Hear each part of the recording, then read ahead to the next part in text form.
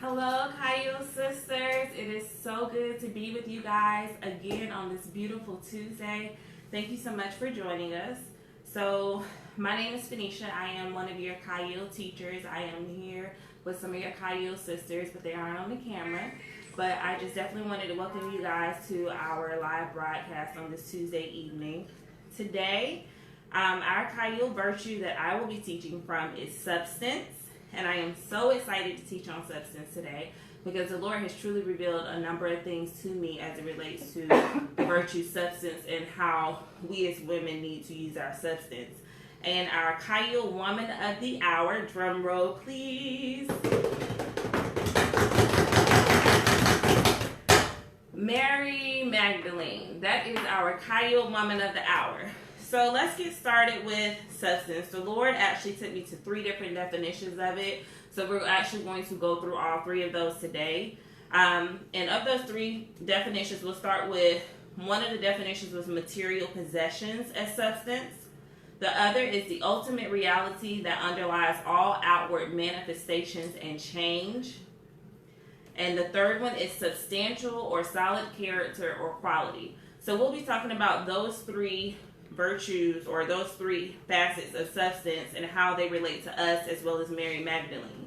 So the first thing that we should know is Mary Magdalene, where does she come from? What is the meaning of her name? And how did she come to this place? So Mary in its original root and form we know means bitterness, it means trouble, it means sorrow.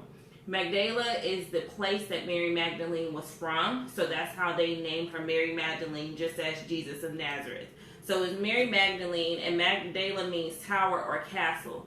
So when I put the 2 together, looking at her name meaning and Magdala, my personal definition for her meaning and her life at the time was a bitter place within the heart. So how did I get a bitter place within the heart? Because we all know as we go further down, we'll see Mary and how she was possessed with 7 demons. But in order for that to have happened, there had to have been some bitterness in her heart, which would have been her castle, her hiding place, her safety, and her strong tower. So that is the definition that we're going to be using today, but we're actually going to see how God actually transformed her and took her from that place into another. So with Mary and Magdala, we want to know, what you need to know is that where she's from in Magdala, the area is known for fishing. It's a fishing industry. It's also known for dye and their textile factories. And just a few other things to know before we get into that. Her name is mentioned 14 times in the Gospels, which is more than any of the apostles by name. She was mentioned 14 times because that's just how important she was as a woman to the gospel and to Jesus' ministry. She is almost always listed first among the women who supported Jesus' ministry, and she has served as a living witness of what Jesus could do if you yield your soul and your heart to him. So today our text will be coming from Luke chapter 8 verses 1 through 3, and I'll be reading from the King James Version. And it reads, "And it came to pass afterward that he went throughout every city and village, preaching and showing the glad tidings of the kingdom of God, and the 12 were with him. And certain women, which had been healed of evil spirits and infirmities, Mary called Magdalene, out of whom went 7 devils. And Joanna the wife of Chuza, Herod's steward, and Susanna and many others which ministered unto him of their substance." Our Chayil virtue, substance. So as I read that, God gave me 3 points that I'll be teaching from today, as I said, with those 3 definitions. So the first point today is going to be transformation, and that'll be our definition from substance, the ultimate reality that underlies all outward manifestations and change. It is substantial. Mary Magdalene had an outward manifestation and an outward change. As we see, she was possessed with 7 demons. We don't know. Biblically, it doesn't tell you how those 7 demons entered into her. But we know that for one to enter, there had to have been some type of opening, some type of emptiness or void. And they found a way to sneak in there. And then, of course, he welcomed his friends. And so that's how the demons began to sneak in. So can you imagine back in that time what it felt like as a woman living then and then being possessed by 7 demons and what she actually looked like? A person with 7 demons. I can imagine she had crazy hair. Her teeth may have been crazy. Her clothes could have been dirty. She may have been bruised and scarred, scratched up skin. People are looking at her as if she's crazy and she's out of her mind. We know that there are 7 demons, but we don't know which ones they were. And if we have to be honest, all of us have struggled with some type of demon in our life. You can try to act like, hey, I haven't, but the reality is we have, whether it have been alcohol, whether it have been fornication or lust, whether it have been grief or depression, we have struggled with it in some way or form, maybe not to the extent that she has, but we can all find ourselves being like, oh my gosh, everybody's looking at me funny and I'm just struggling with this one. Well, she was struggling with 7, and we know that 7 represents the number of completion. But in her case, when there were 7 demons that came together, that emphasized the severity of her condition and how bad it was, because they felt like they had completed something and they had fully taken over her soul and that there was nothing left for her at the time. And so I imagine how everyone looked, because they didn't have the printed Bible like we do now that equips us, and we can look at this and say, okay, I saw how they dealt with this demon and how Jesus said, come out here. Okay, I can see how Jezebel operates. They didn't know how every single spirit operated. They were literally living in the moment. So then it had to be a very judgmental and trying time for her. So imagine she goes and Jesus sees her, but instead of him seeing that craziness as I described with the crazy hair and maybe crazy teeth and dirty clothes, he saw her soul. He saw a heart and a beautiful woman. And he said, he looked at her and he looked at those demons and said, come out with authority. He wasn't afraid, but he was bold as a lion. He said, come out. And so when they came out, that's when she became Mary Magdalene that we know today. The woman that followed Jesus, the one that served him with her substance. Why? Because she was delivered and she served him because she wanted to, and she yielded to him and had that full transformation. And it was often, I sat there and I'm like, they made mention of her name and all these other women. And as I researched, I saw that, the commentary was saying that it was very important for them to mention the women who followed Jesus, because at that time, other rabbis, they did not teach other women. They felt there was no need to, but Jesus saw all of us as one soul and as a heart. He saw all of them, so he wanted everyone to know that I include all. I don't exclude you. Yes, you may have had something going on, but I'm going to include you and bring you into the fold, and I'm going to expose you to who I am, and you'll get to understand and know me for who I am. And so I love that she had that ultimate transformation as substance, as a woman, and we have all been transformed one way or the other. I have been transformed through several things. I couldn't even sit here and mention all of them, but through several things that I have gone through, and I can say, okay, I see where I have that Chayil virtue substance, where God has transformed and delivered me from a few things that I have struggled with. And the other point that God gave me was finances. That's our second point. He gave me 3 points. And so that goes to our second definition, material possessions as it relates to substance.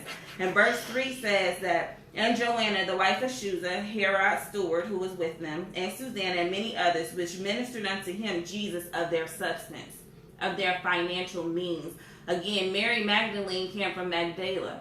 Where she comes from, they had money. So in my mind, when she got delivered, she said, hold on, I have money in the bank. I'm going with Jesus. Let me get my money and go to support him, because he's full-time ministry. He has no one else that's taking care of him or lodging, so he's going to need money to fund this ministry. So she says, well, let me get my finances and serve him in the way that I know how, in my time, my money, and my resources. How many of us can truly say that when things happen and we become free and clear, we can say, wait a minute, let me go back and seed into the person who actually helped me, and to the person who has brought me this far and who has poured into me. And a lot of times we don't do that, but what I hear even getting into going to support Jesus, so we thank him for that. And so even with us, even though we may have some type of commitment or some type of engagement going on, we have to put God first and remember that I'm going to go and serve him first and serve him with everything. And so when I looked at this, I thought about Proverbs 31:25 when it says, she is clothed with strength and dignity and laughs without fear of the future. Why? Even though she had 7 demons that were taking over her, she had money that was to the side. She was not worried about the future. When it came time to go, she said, oh, let me pick up my things and go. She can laugh at the future to come. Why? Because she's that Chayil woman of substance that we have been talking about. And then as I looked into it further, I love how it shows Jesus very humbling, how he humbled himself. He left the kingdom very wealthy. He didn't have to ask us for anything. But he left and came down and made himself into flesh, and he used alms to fund his ministry. They gave him money to fund his ministry and to go forward. In that case, I said, that is very humbling to have everything and to come down to nothing and say, hey, I'm going to be with my brothers and with my sisters. I'm going to bring them the good news and the good tidings and show them that Jesus is Lord, and humble myself and not say, hey, I have this and I have that. But then, and you know how they say, well, it's better to give than to receive. Well, sometimes it's best to receive, because that shows you that you have put yourself in a humble state, just as Jesus did. Let people give unto you and receive. So when I read that, read different things, and as I went through and got my notes, I wrote down, I said, well, goodbye pride, hello grants, unexpected checks, and just because money, when I'm running low, I need to receive every now and then. So we have to get rid of pride and say, I don't want anything from anybody. Be humble and receive it as the blessings come. Receive it. Don't put it away. Just take it in as it comes. So what does finances look like for us in present day time, and as Chayil women, and as we are ministering of our substance and of our businesses and things? That means that we must be responsible with our finances to support the kingdom.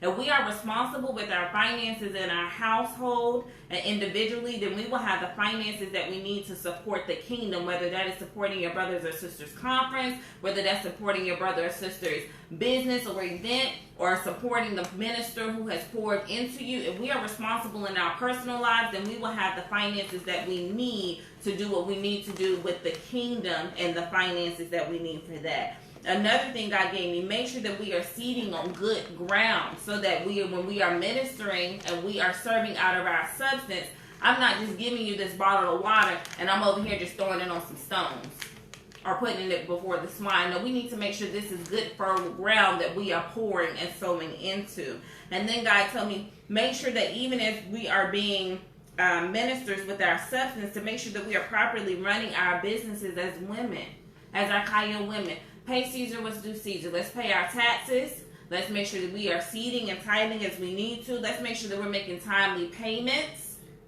Because people be like, I want to go ahead and take care of this. Let's make sure we're making timely payments. Because I'm pretty sure Mary Magdalene made sure that everything was taken care of. Even though she had a lot going on, she obviously made sure that everything was taken care of, so that when her finances came back to her, she was good to go and she was ready to grab her bag and go. Jesus said, come on, let's go. She said, I got my bags, let's go.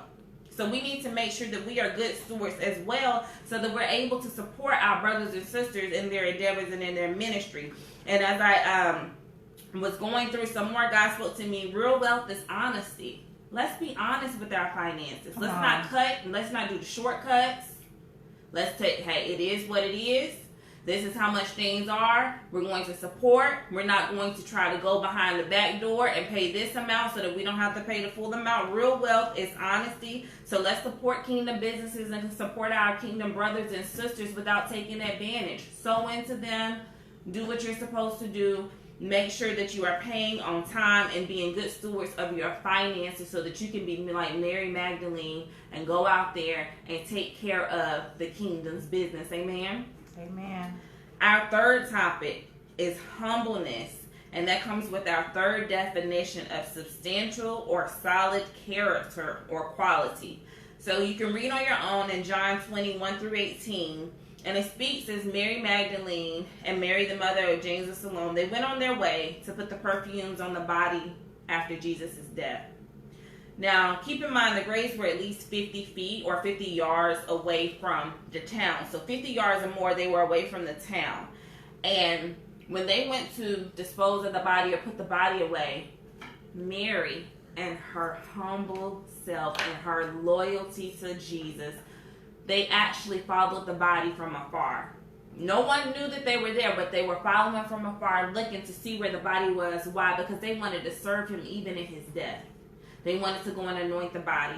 In Jewish customs, they anointed the body, they wrapped the head, they wrapped the hands, and they also wrapped the feet. And they also, so in doing that, there was a stone that was placed over the tomb. It took several people to remove. It took several people to remove this stone. So think of two Chayil women. Oh, we're going to go anoint this body and make sure that we wash it, because you have to wash the body as well, because that helped with, cutting down on the scent and everything. We're going to go up here, but wait a minute. Who's going to move the stone?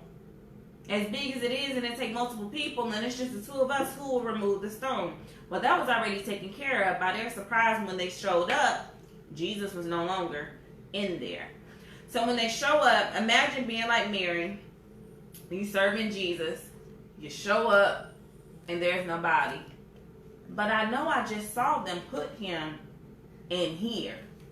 So now they're afraid, and what they have to do is they have to go run and tell the disciples, because in their mind, there's no reason that the body should be missing, at least not right now. Like, has he arisen already? There's no reason it should be missing. Now, typically in Jewish custom, after the body has been there for a year, they would take the bones and put them in a box, and they would take them to the back of the grave, or the back of the tomb, and they would put all of the bones together. And that's why Joseph said, bury me with my ancestors. Take my bones with me. When y'all go in, take my bones and bury me with my ancestors. So there was no reason for the bodies to have been moved.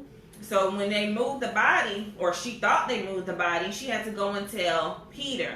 And she went to go and tell John. But when she went to tell them, they didn't believe her. And when they didn't believe her, I said, can you imagine how she felt then? She said, I know they probably thought, Mary crazy.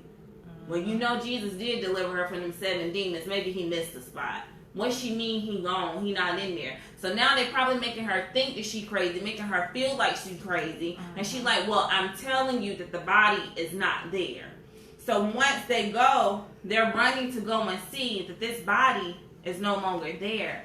But I love that Jesus revealed himself to Mary, and he revealed himself to her first. And I said, why would he reveal himself to her first? And God was speaking to me. He said, because of her loyalty and her servitude, because she wanted to serve not only while he was alive, but also in his death. He knew that she would believe that, hey, he has arisen. He knew that she's going to be the one to run back and tell the good news that he is arisen. He's not in there. I don't know where he at, but the body is missing. He knew that she was committed and that there was genuine faith and loyalty to him. And as I looked at that, I said, it really was a test of her faith and loyalty. Is she really going to go and spread this? But she kept her commitment to him even in death, even in this body missing. She's still telling people about Jesus and what's going on with him. Are we going to continue to be solid and tell everybody what's going on? Even though we may have a hiccup in the road here and there, people are going to try to make us feel like we are crazy and that we are losing our mind, when we know that we have seen something. We know that Jesus has told us to do X, Y, and Z, and to go here and to go there. Are you going to stand strong on what you know God told you and what you see, and be able to go back and tell your brothers or sisters, even though they may not believe you at that moment? Right. Because that's what Mary Magdalene had to do as a Chayil woman of her substance. She had to be humble, but she still had to go back and tell what was going on. And then in the end, Jesus ended up revealing himself to the disciples and rebuked them for not believing. We have to believe. We have to be women of our substance and be humble. We have to make sure that we are seating and doing what we are to do. Make sure that we are giving our substance and serving him and showing real servanthood, real leadership, and real sisterhood, and protecting us, but also protecting the kingdom and the gospel and defending it at all costs. Despite who we may have been, we have to still stand. Right. Because in this case, people thought that Mary was a lot of things, but what she was not a prostitute. Come on. A lot of people love to go and say, oh, well, Mary Magdalene, she was the lady, she was the prostitute. There's no biblical context. There is no biblical proof that she was a prostitute. They say, well, Mary Magdalene was a wife to Jesus. Where? Where in the books does it say that she was not a wife to Jesus? She did not have any children. There was no record of a husband. She was not a horrible person with a bad attitude. She was just a woman like you and I who have issues, and Jesus came and set her free, and she began to serve him and worship him in spirit and in truth. That's who Mary was. And it's unfortunate that people are naming transitional homes for women who have been in prostitution and on drugs after Mary Magdalene, because it does not do her any justice. They put her in movies as if she was this woman that was promiscuous, but she did not reflect any of these traits. She didn't reflect any of these things. Mary Magdalene was a woman of servanthood. She was a woman of loyalty. She was a woman of wealth and finances. She was a woman of strength and efficiency. Only a strong woman is able to go through and minister and see Jesus through beginning to the end and stick by him time after time and see all of this and even stand there and see his crucifixion. Only a strong woman can do that and then say, but I still will serve him even though they crucified him. I'm still going to pay homage and go and bless this body and pray over it and make sure that it's anointed and taken care of and that they aren't stealing it, because there were grave diggers, there were grave robbers, but she went to make sure that they did well by him. So in our time, we need to make sure that we are doing well by the Lord, our Savior, Jesus Christ. We need to make sure that we are serving him with our substance and with our whole heart and with everything that is on the inside of us, so that we too can say, yes, I was like Mary Magdalene. I had some issues, but I am free, and this is who I am now. Come on. This is who I am now, a woman of strength and power. Yes, I have financial stability. Did it take me a little while to get there? Absolutely, but I have financial stability, and now I'm able to write these checks and say, hey, here's $5,000 that I'm sowing into your ministry. Oh, how much does it take to fund that? Oh, I can sow that in there. Why? Because I'm a woman of substance, and I know how to take care of God's business and take care of my household, so I'm able to sow and seed into others. So my question to you today is, will you be a woman of substance? Will you take care of the kingdom? Will you be that woman of virtue, and will you be clothed with dignity and strength? Will you laugh at the future with no worries? Are you going to be that Proverbs 31:25 woman, so that when the storms come, you're not worried about whether or not your household will be taken care of? Can you be that woman? And will you be showing, hey, I am a manifestation of what Jesus can do in your life? You are looking at a live manifestation. Can you say that? So I say to my Chayil sisters, be strong in the faith. Be encouraged. Let's be good stewards of our finances. Let's encourage one another. Let's make sure that we are not backbiting, lying, stealing, and cheating. Let's make sure that we are showing people that we are transformed. And most of all, let's make sure that we are showing them that we are of good quality and good character, as Mary Magdalene said. So until next time, until we see you live and until we see you here again, we say that we love you. Continue to stay in contact with us and let us know if you have any issues or concerns or any prayer requests. Let us know, because as always, we are here to hold you all up and to hold you together as always in prayer. So we thank you guys for tuning in tonight, and we love you. Have a good night. Bye. Bye.